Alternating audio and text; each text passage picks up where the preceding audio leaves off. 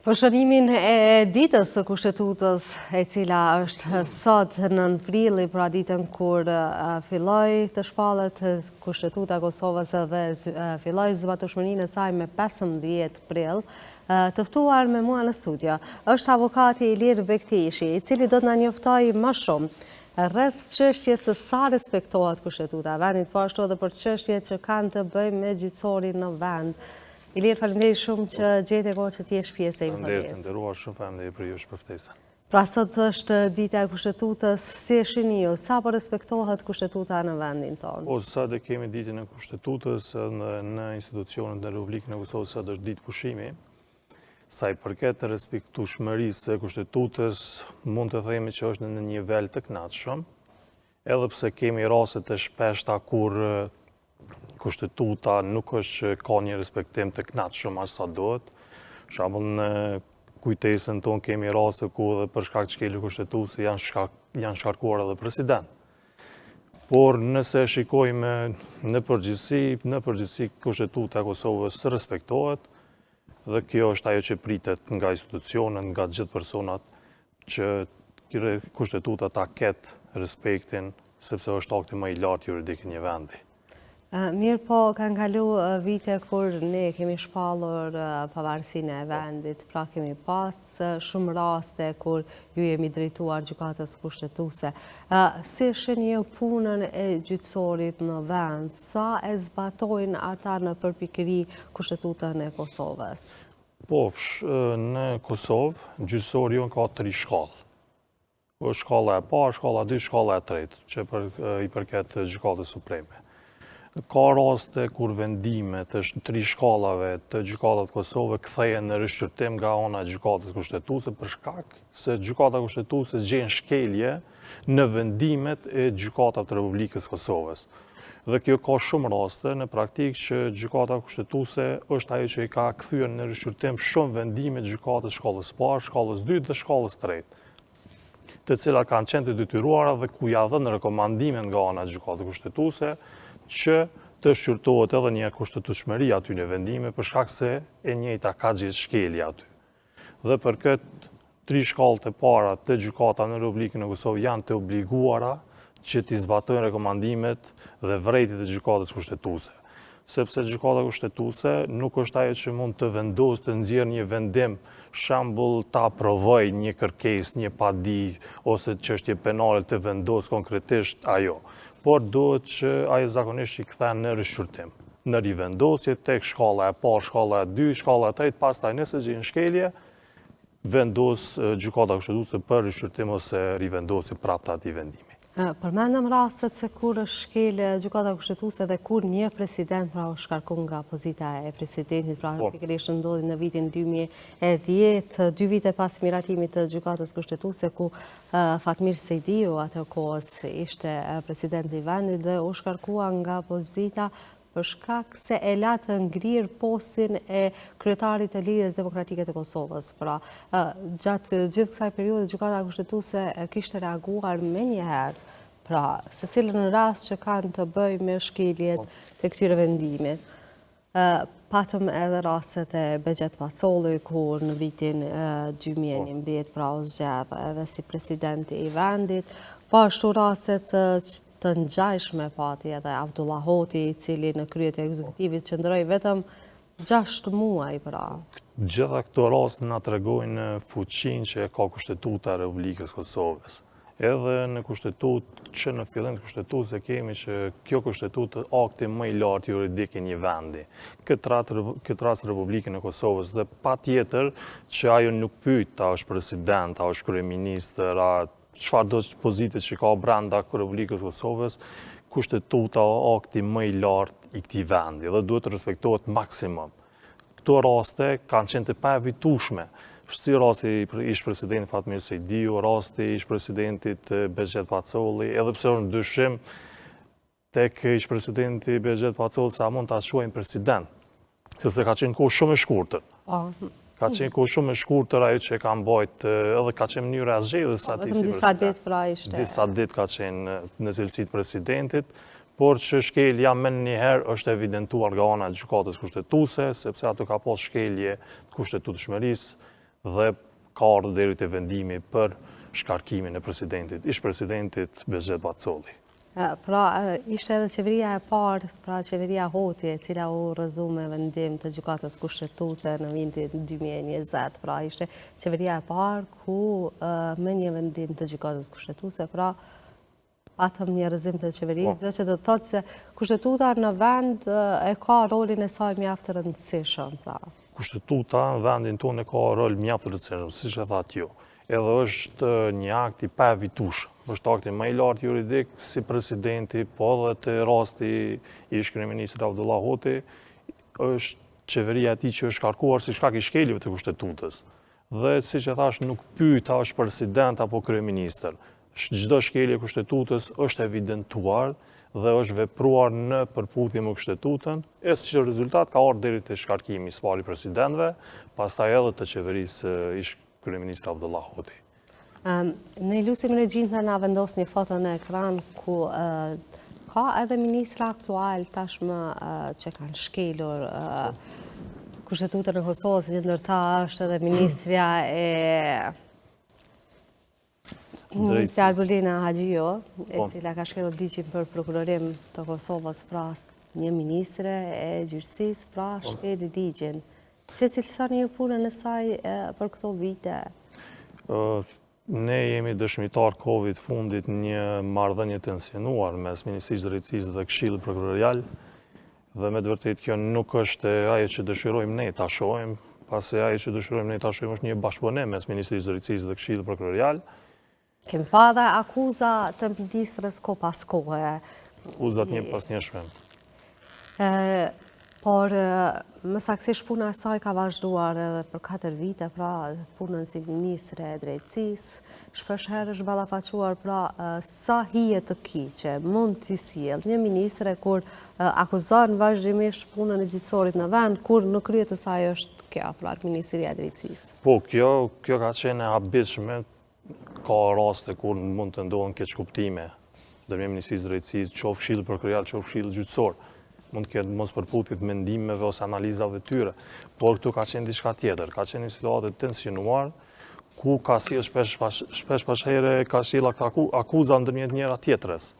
Siç ka edhe rasti i kryeministit të tanishëm në detyrë zotëri Albin Kurtit, ku i njëjti nuk u paraqit në prokurorinë speciale për të deklaruar dhe ju shqiptuar një xhop.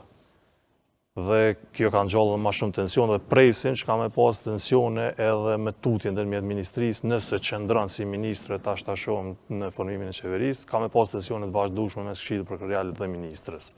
Mendoni se nuk do të jetë aq e butë gjuha e gjyqtarëve në vend karshi ministres, se deri më tani ne nuk kemi pa edhe shumë reagime që ju kanë kundër përgjigjur ministres, pavarësisht gjuhës së ashpër që kjo ka pasur. Jo, nuk ka pas reagime të ashpra nga ana, edhe ndoshta ka qenë më mirë ky veprim nga ana qoftë Këshillit Gjyqësor, qoftë Këshillit Prokurorial. Kanë mbajtur në farë mënyrë vetë, nuk kanë reaguar me të njëjtën gjuhë që i është reaguar nga ana e ministrisë.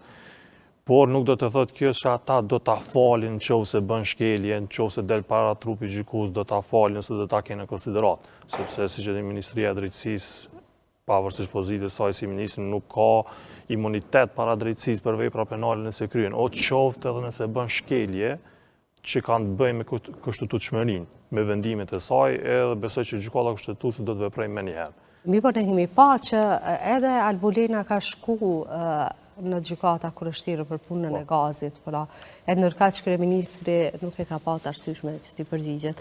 Pra se ku do të shkoj, deri ku mund të shkoj kjo puna e kryeministrit pra në përgjigje të gjykatës? Po, në rastet në cilësi të dëshmitarëve, siç është ftuar zotëri Albin Kurti, kësi raste parashihet dënimi me gjobë në rastet nuk përgjigjet, por parashihet edhe masa e paraburgimit, që është negociate deri në 1 muaj. Në kësi raste, ne kemi pa që ju shqiptuar një gjobë nëse nuk ka bëjnë në shumë prej 250 euro, dhe tashmë nga ana e gjykatës ka mbetur, ka mundësi që ta shqiptoj edhe një gjobë. Por ajo që në normalitet do ishte masa e paraburgimit. Por e gjithë kjo, situatë e tensionume që është kriju, do ishte mundur të evitosh shumë lehtë. sepse nuk e ndalën ligji shembull që prokuroria special një prokuror të shkojë në zyrët e kryeministit ta marrë deklaratën, po ashtu edhe si kryeministër i një vendi nuk do të thotë që ka ftuar prokuroria mos shkosh, sepse është institucion i pavarur, prokuroria speciale, sistemi prokuroria në Kosovë. Por ndoshta ajo që e ka shkaktuar këtë tension ka qenë që ai ka marrë ftesën pak para zgjedhjeve.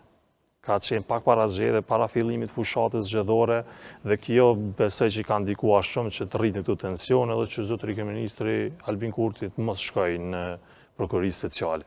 Ose të favorizohet në mënyrën më të keqe nga njerëzit, duke thënë që atë kryeministri ka drejt, edhe gjyqësori nuk po e bën punën si duhet. A ka përdorur edhe për çështje fushate? Ne i përcjellshim edhe reagimet e njerëzve, ku derisa kryeministri nuk paraqet në prokurori speciale, në anën tjetër edhe ndodhet që në akuza ndërtjen tyre, ndërtjen në sistemin prokurorial. Dhe kemi pasur një mbështetje nga ana e prokurorëve se ka të drejtë që mos shkoj atje. Por besoj që më mira kish me qenë që të shkoj në prokurori speciale, ta jap atë deklaratë dhe të përfundoj kjo punë. Këtu përfundon.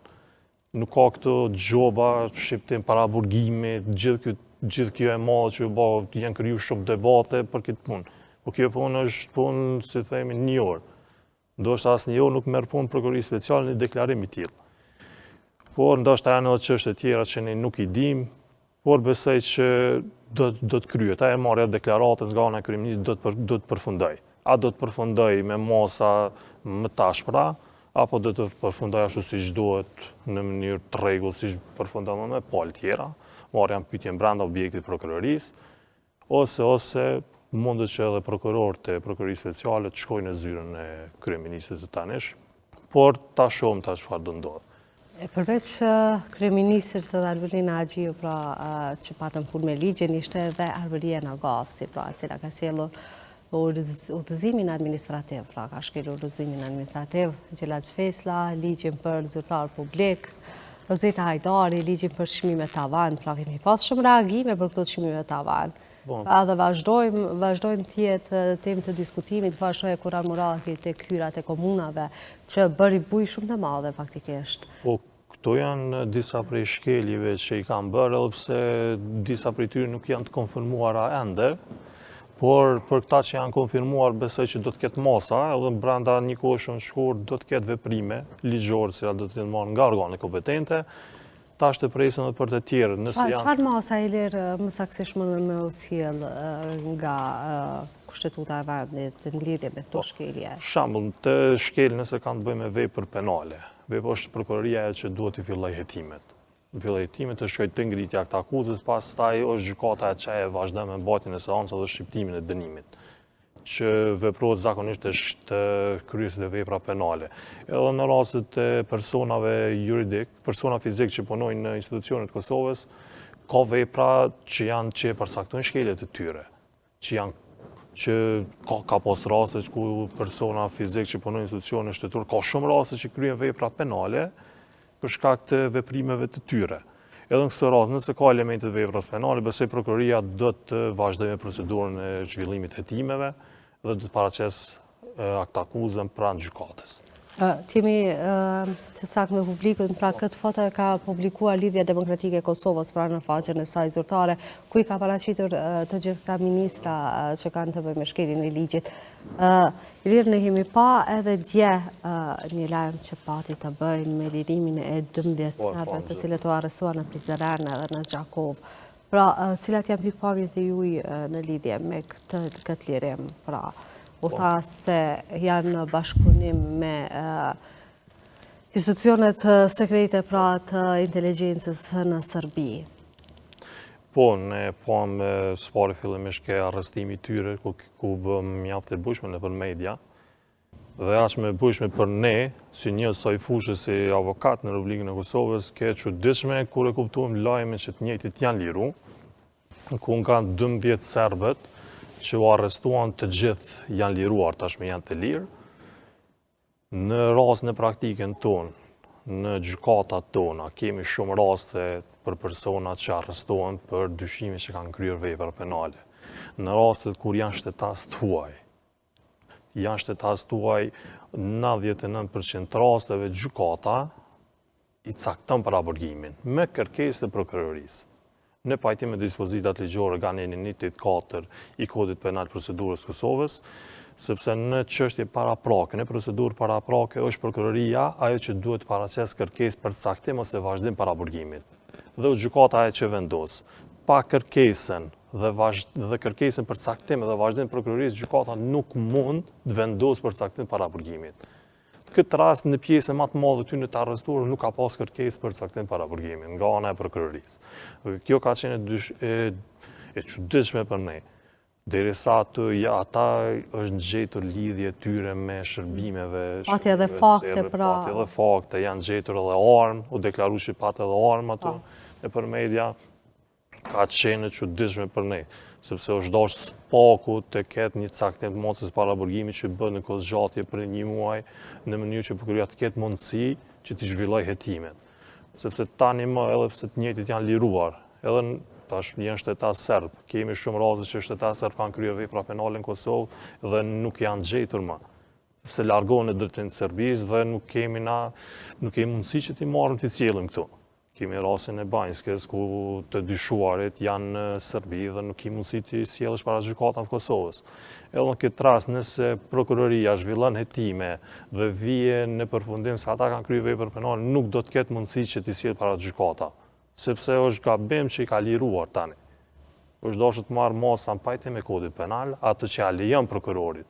Në momentin që ka dyshim se ata kanë kryer vepra penale, ka dyshim që do të arratisen, ka dyshim që do të ndikojnë në prova dhe dëshmitar, është domosdoshme që ndaj tyre të saktohet masa e paraburgimit. Dhe besoj që gjykata nuk ka pasur çka të bëjë këtu, nëse nuk ka kërkesë për caktim paraburgim nga ana e prokurorisë, gjykata nuk mund të vendosë vetë. Këto duhet të kemi qartë që dallon procedura paraprake dhe procedura e rregull gjyqësore. Në procedurë paraprake, para ngritjes të akt akuzës, duhet që masa e paraburgimit të caktohet ose të vazhdohet vetëm me kërkesë prokurorisë. Ndërsa pas ngritjes të akt akuzës është gjykata ajo që vendos. Në këtë rast, akt akuzë nuk kemi, ka qenë çështje paraprake dhe prokuroria është dashur të marrë veprime drejt kërkesës për caktim ose vazhdim paraburgimit. A është dashur që të kemi një bashkëpunim me shtetin fshin pra serbët të cilët do të na ndihmonin edhe në zbarjen e rasteve tjera, ju përmendët rastin e Banjskës, pra të ketë bashkëpunim me autoritetet edhe mënyrë që këto raste të mos të përsëriten më tutje. Në media ne e pam që njëri prej të arrestuarve ishte i afër me njëri person që është i dyshuar për vrasjen e policit të Afrim Bunjako dhe institucionet tona gjithmonë duhet të shkojnë nga bashkëpunimi që të sjellin të ndriçojnë atë që ka ndodhur në atë ditë në Banjsk. Ilir, pa kaluar deri tek Banjska, pra kur në media dalin fakte, pra që ka të bëj për shembull me vrasjen e policit edhe shumë fakte të tjera, dëmton edhe me tutje procesin gjyqësor, pra se përderisa thuhet kjo sigurisht që ka reagim të familjarëve e kështu. Sa e dëmton kjo çështje punën e gjyqësorit? Po, në rast kemi pa edhe emra kështu, edhe pa u konfirmuar këtë akuzë dalin emra nëpër media, ky është ai që bëri këtë. Kjo është e keqja në sistemin tonë që rrjedhen informata shumë shpesh, sidomos nga sistemi prokurorial në prokuroritë tona, rrjedhen informata për të dyshuar se ata derisa ai nuk është i akuzuar, nuk është ngrit një akt akuzues në drejtim të gjykatës, nuk ka një vendim nga ana e gjykatës, nuk mund të cilësohet si fajtor. Tek ne ka raste si ky rastin tani dalin emra, dalin dhëna, gjë që nuk është e drejtë dhe nuk duhet të veprohet në atë mënyrë, sepse është gjykata ajo që vendos që është pa fajtor një person apo jo, drejt kryerjes asaj vepre penale. Derisa ekziston dyshimi sa e ka kryer, është prokuroria që zhvillon fazën e hetimeve, duhet të mbledh provat në mënyrë që mos ketë publiku qasje të tërësishme në ato prova për çdo veprim që bën prokuroria. Duhet jetë në masa, ka masat fsheta që i bën prokuroria ato, nuk mund asnjë mënyrë t'i din publiku, t'i marrin vesh gjithë palët se ka masat fsheta. A ka ndodhur me u dënu dikush që i ka jep këto informacione pra?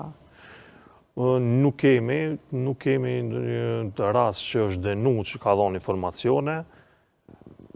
rast që themi ka një vendim ndaj tij, por raste që kemi dëgjuar kështu ne si avokat jemi bashkëpunim ngushtë me sistemin prokurorial dhe sistemin gjyqësor, se kemi punën të atill, po kemi dëgjuar që ka shqiptime dënimeve të brendshme, ulje page, degradim pozit për shkak të dhënies të informatave, por që nuk ka një vendim nga ana e gjykatës që dikush nga këto sisteme ka kryer ndonjë vepër penale që përkën me këto veprime drejt si të themi vendosin e sekreteve mbrana mosat fsheta që bëhen në prokurori, bashkëpunimi me të dyshuar ose diçka nuk ka ndonjë vendim specifik. Por që ka brenda sistemi prokurorial që janë degraduar në pozitë ose janë shqiptuar gjoba ndaj tyre për shkak të veprimeve në të kundërlidhshme. Ilirë në pëm edhe rastin e një 14 vjeçare që u dënuar nga një 58 vjeçare, ashtu si që tha nga ana e policisë të Kosovës. A ka raste të shpeshta të tilla pra në vend? Po, ne pa me rast edhe ke rast shumë shqetësues, edhe për po me keqja është kohët e fundit të rastet të dhunimit janë shpeshtuar shumë. Kemi raste, ne si avokat po na bie të ndeshemi me raste të shumta, si raste ku kemi të bëjmë me personat mitur. Zakonisht është gjënia femrore që është shumë e mitur, kemi tani gjënia mashkullore është mbi 20 vjet, si këtë rast ke 58 vjeçar nëse nuk ka bëj. Edhe këto raste janë shumë shqetësuese për sistemin tonë drejtësisë, po edhe për shoqërinë tonë, por gjykatat janë duke shqiptuar dënime të mjaftueshme në këto raste. Edhe pse ka raste specifike ku gjykata nuk po shqipton dënime aq sa parashis, sepse veprat penale për dhunim parashojnë dënime nga 5 vite deri në 10 vite, 20 vite deri ka mundësi edhe të burgimi i përjetshëm të jepen në raste të dhunimit.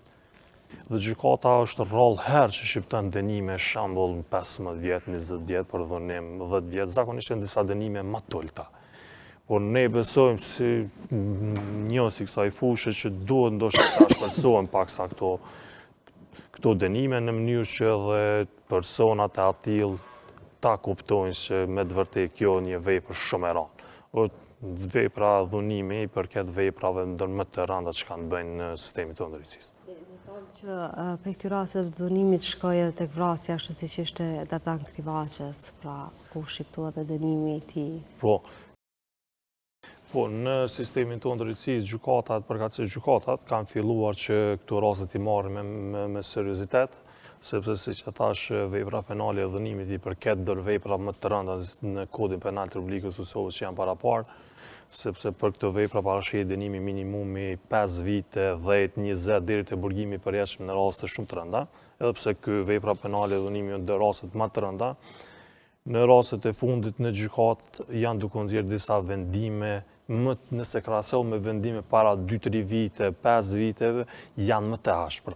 Dhe me thonë, kemi një rritje të dënimit, shembull nëse për rrethonat njëjta është dënuar më herët 5 vite, tash po dënohet 7-8. Pse ka ardhur deri tash shpërcimi i dënimeve për shkak të rasteve të Për shkak të rasteve të shumta që janë duke bërë, që janë duke ndodhur, që për fatkeqësisht po ka shumë raste më të mira që janë nën 14 vite.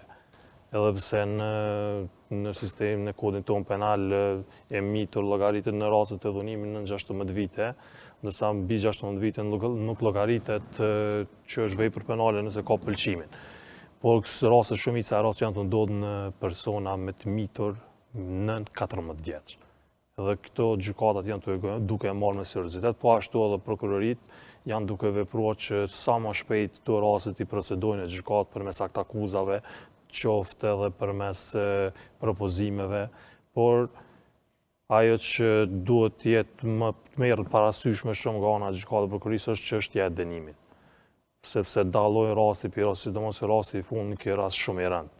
Sepse këto raste të gjitha janë të rënda, po kemi pas raste shembull tek minoritetet, Roma, Shkali, këto minoritetet, për shkak se në praktik, në ashtu që dim, mosha e martesës të këto komunitete është shumë e ulët. Dhe ka shumë raste dhe në gjykata nga këto komunitete kur ka raste më të mitur.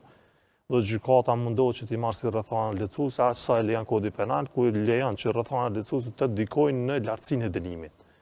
Dhe këto gjykata kur i merr parasysh mundohet ta shqiptojnë një dënim më të butë. Por në raste tjera, si rasti i fundit, të gjykata besoj që nuk do të konsideroj asnjë rrethon lehtësues sepse nuk ka.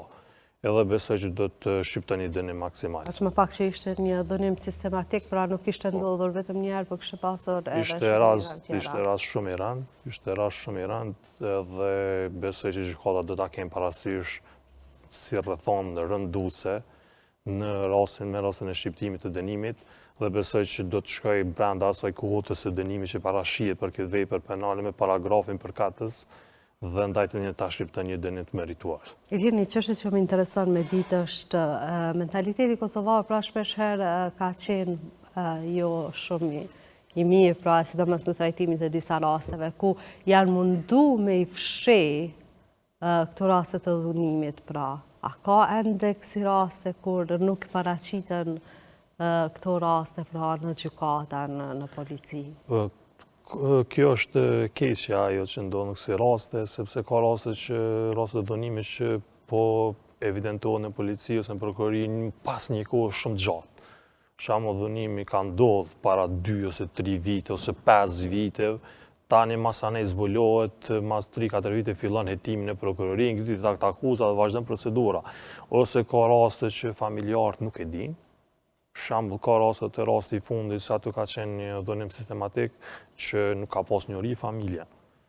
Dhe për këtë rast, në momentin që e merr vesh familja, pastaj vazhdon procedura përmes policisë, prokurorisë te gjykata. Dhe kjo periudha po shkakton shumë probleme për shkak se ekziston mundësia që të veprohet prap me ato veprime të njëjta nga ana e kryerësit, që të kryhet dhunimi prap gjatë asaj periudhe që nuk lajmërohet ai. Për shkak se kemi të bëjmë me persona të mitur. Edhe janë persona ndjeshëm edhe ka mundësi që friksohen t'i tregojnë ato veprime, çka ju ka ndodhur ose edhe manipulimi për shkak të mosës. Po, është edhe manipulimi për shkak se mosha është shumë e ulët, edhe ekziston mundësia e manipulimit, dhe për këtë kalon kohë gjatë, deri kemi shumë raste që siç e thash, ka ndodhur dhunimi para 2 viteve, tash fillon procedura, domethënë pas 2 viteve që ka ndodhur dhunimi, domethënë nuk është lajmëruar më njëherë. Kemi pas raste që është manipulu, është mashtru me blerë të gjërave, qoftë telefonit, qoftë zinxhirëve tarit, kam pas raste që me zinxhirtarit e ka manipulu edhe shty ajo ka ndodhur dhunimi para 2 viteve, masanej pas 2 vite kanë marrë vesh familjave dhe kanë iniciuar procedurën. E kjo ko zakonisht ka të bëj për shkak të moshës mitër. Për shkak se manipulohen lehtë, frika, gjitha këto edhe për këto raste, ka shumë raste që mbulohen, dhe zbulohen shumë vonë. Mirë po, kemi pa dhe raste për shembull siç ishte rasti i Dardan Krivaçës, pra kaloi goxha shumë kohë deri në marrjen e vendimit përfundimtar, pra që e parë para disa ditje. Kjo çështja e kohës, pra, adopton edhe më tutje procesin e gjykimit? Edhe me kushtetutën e Republikës Kosovës, po edhe me ligjet që i kemi në fuqi, gjykimi duhet të bëhet brenda një kohe të arsyeshme. Dhe në rastin konkret, ka kalu një kohë gjatë, por atë do të kemi parasysh që ai dënimi që është shqiptuar është kthyer në rigjykim. Në që rast ka filluar prapë procedura ndaj të njëjtit. Sepse shkalla e dytë ka kthyer në rigjykim me vërejtjet që i ka dhënë që të përmirësoj shkalla e parë. Dhe pastaj kështu kjo po zvarritet caktimi seancave, janë disa procedura, shembull pas seancës fillestare në rast të mospranimit të fajësisë, ekziston mundësia e kundërshtimit, është një afat 30 ditë, pastaj është ankesa për shkallë 2 derisa të kthehet vendimi. Janë disa procedura që brenda gjykatës, të cilat e vonojnë seancën derisa të caktohet seanca tjetër. Pastaj është marrja e vendimit, mundësia e ankesës, shqyrtimi i ankesës nga ana e shkallës 2, ardha deri te një vendimi, në rast se shkalla e dytë e kthen në rigjykim, duhet prapë bëhet seanca me rekomandimet që jep gjykata e apelit, dhe kjo normal që e vonon deri në përfundimin, deri të ardhjet të një vendimi të plotfuqishëm. Po në rastin konkret, ajo që ka qenë ndoshta më mira gjithë kësaj vonese, që i njëjti ka qenë në mosën e paraburgimit, sepse ka pas arsye të ndoshta të mjaftueshme për gjykatën që do ta pengoj rrjedhën e kësaj procedure penale dhe ka vepruar duke ia caktuar mosën e paraburgimit deri në përfundimin e këtij shqyrtimi. Pastaj vazhdon votja e dënimit nëse të njëjtit kanë një vendim plotfuqishëm. Ilir, falem për gjithë këto punë që gjykata kryen, gjithë këto procese mirë, po nga ana e qeverisë patëm një përgjysmim të buxhetit pra atje. Sa ka dëmtu gjykatat në vend në kryerjen e punës pra si duhet? Buxheti për gjykatat, për Këshillin Gjyqësor të Kosovës është shumë i rëndësishëm. Për shkak se kapacitetet në gjykatat tona kanë qenë shumë të vogla. Nëse unë kam punuar për një kohë rreth një vit në gjykatën e Kosovës, Prishtinë, përkatësisht themelore në Prishtinë, dhe ka pasur kapacitete shumë të ulta. Ndërsa tani, pas 3 vitesh, ka ardhur një përmirësim i dukshëm. Bile tani e patëm ditën e djeshme, e patëm që janë dekretuar edhe një grup i gjyqtarëve. Dhe për të rritur cilësinë dhe punën e gjykatave duhet ketë një buxhet. Për shembull, të ne avokatët që janë të caktuar sipas detyrës zyrtare, shoh shumë ankesa nga ana kolegëve që pagesat cilat është dashur të bëhen para 6 muaj nuk janë bërë ende, për shkak të mungesës së buxhetit të Këshillit Gjyqësor. Dhe është qeveria ajo që duhet t'ja jap buxhetin e mjaftueshëm në mënyrë që të rritet kapaciteti i gjykatave në Kosovë, të rritet puna dhe me këtë rast do të zhvillohet e procedura më shpejt. Sepse kemi raste, shembull në procedura civile në gjykatat tona, kemi raste që është iniciuar procedurë para 10 viteve, 15 viteve. Ka raste specifike që ka 20 vite që është personi në përgjykata tu merr me padia, rigjykim, ndrohet gjyqtari, shkon një gjyqtar në shkollë tjetër, duhet tani një gjyqtar tjetër me dal landa, e kjo për shkakton zvarritje. Në rastet kur ka një buxhet mjaftueshëm, edhe Këshilli Gjyqësor do të mund t'i bëj planet e tij, ta rris numrin e gjyqtarëve, numrin e zyrtarëve, bashkëpunëtorëve në gjykatat tona, dhe me këtë rast rezultati do të ishte shumë i mirë. Sepse do të kishte rezultat që punët e saj do të kryeshin më shpejt, lëndet do të ecshin më shpejt, dhe këtë rast buxheti është shumë i rëndësishëm për Këshillin Gjyqësor të Kosovës. Sigurisht, Ilir, unë falenderoj shumë që gjete kohë që t'jesh pjesë e Infodezat, na shfalosh të gjitha këto informacione që kanë të bëjnë me çështjet e gjyqësorit në vend, e aq më pak për një ditë kaq të rëndësishme që është dita e formimit të kushtetuesës. Faleminderit për jush. Një kënaqësi e të marr pjesë në këtë emision. Faleminderit. Të nderuar shikues, ne kthehemi në studio për të diskutuar për çështjet politike në vend, ku do të flasim edhe për çështjen e formimit të qeverisë në vendit, po ashtu edhe për ftesat që lëvizjave vendosje po i bën partive politike.